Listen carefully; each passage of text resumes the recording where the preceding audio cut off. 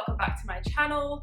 My name is Jodie and I help you change your beliefs so you can change your body, your health and your life. This video is on the skinny fat topic again, and I just want to go over this comment and bring up a few things to help you hopefully understand the body recomposition process better. If you are skinny fat, that is what you need to focus on in order to lose your belly fat. You need to go through body recomposition, which means building muscle and losing body fat at the same time. So the comment was, advice for skinny fat people who are at the higher end of weight. How does muscle building work in that case? Because it could increase body weight. If your body weight goes up and you are aiming for body recomposition, that is a sign, generally, you need to reduce your calories. So even if you hear me saying you need to eat around your maintenance calorie intake, you go and calculate that using an online calculator or my guide, you find your maintenance and your body weight is going up, it might mean that that estimation of your maintenance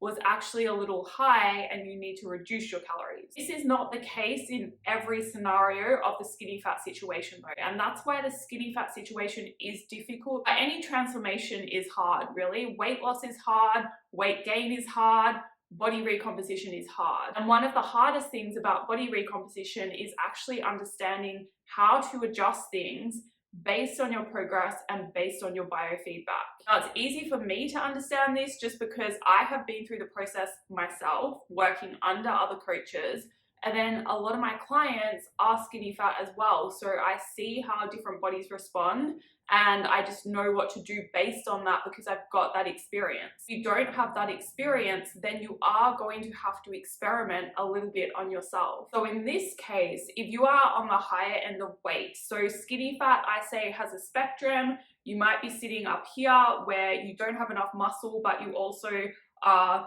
maybe not overweight, but you could lose a little bit of weight and still be in the healthy weight range. You might be down here where you kind of are almost underweight.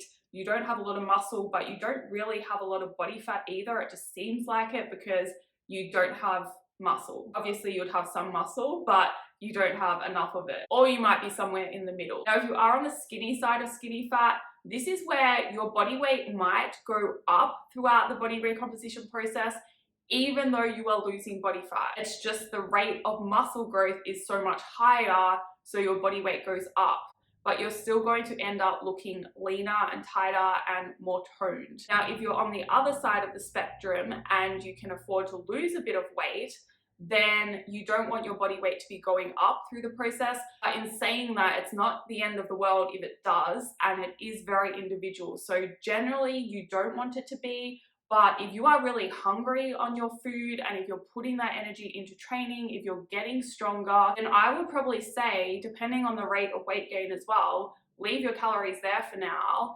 keep putting that fuel into your training. And so long as you are building muscle and not gaining more body fat, which you'll know by your progress data and your biofeedback, then it's fine. Too many of you are in a rush to lose body fat. If you spend time building muscle, even if the scale goes up, that is a good thing because when you do lower calories, eventually you're going to have more muscle to reveal. Now, the last thing I want to say here is, how does muscle building work in that case?